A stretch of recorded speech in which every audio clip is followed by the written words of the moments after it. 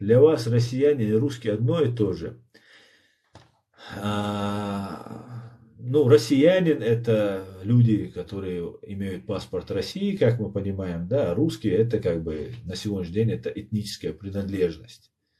Хотя русские сами по себе это очень много народов, это такой котел народов, и удмурты, и чуваши, и все остальные тоже себя называют, причем не обрусевшие, до конца не обрусевшие, хотя не обрусевших вообще, наверное, уже не осталось, но полностью уже потерявший свою идентичность и потерявший язык, последнее связующее звено с той или иной нацией, когда человек теряет свой язык. Поэтому россияне и русские, конечно, не одно и то же. И знаете, и русские тоже очень разные люди. Во-первых, русским, настоящим русским, этнически русским, противостоять вот этому абсолютному злу, это, знаете, если вы скажете, вы за Украину или за чеченцев, вы предатель, вы враг, вы подвергаетесь репрессиям.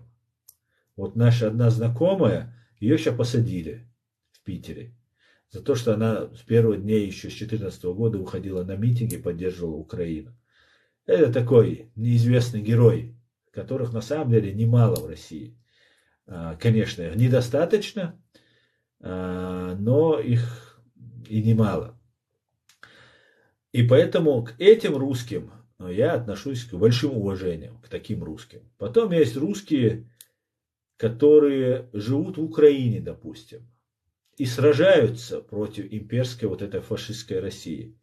А как к ним не относиться? Или у нас, например, в нашей стране, в нашей Ичкерии, жили русские, в очень большом количестве их было, особенно в городе Грозном и на Теречном районе. Их очень много убили русские. Русские фашисты их убили. Первую войну, Первую русско-чеченскую войну, очень много погибло наших русских граждан, наших ичкерийских. Потому что чеченцы в основном имели родственников в других населенных пунктах и выезжали. А русские или же не дружили с чеченцами, или же стеснялись, или же к чужим ехать, сами знаете.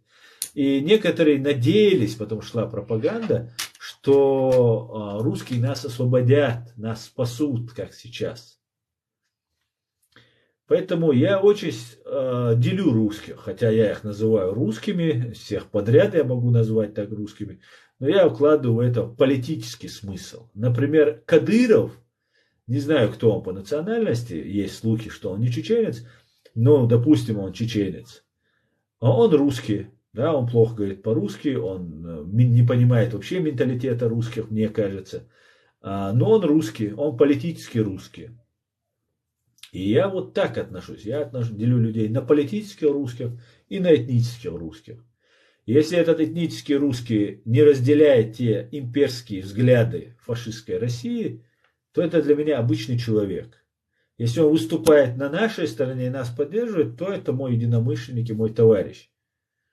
Если человек ради этого, как Борис Стамахин, который сейчас проживает в Украине, жертвует своим здоровьем, жизнью, все ставит на алтарь свободы того или иного народа, в частности, он заступался за чеченцев, то это для меня герой. Будет русский он или папуас, для меня не имеет значения.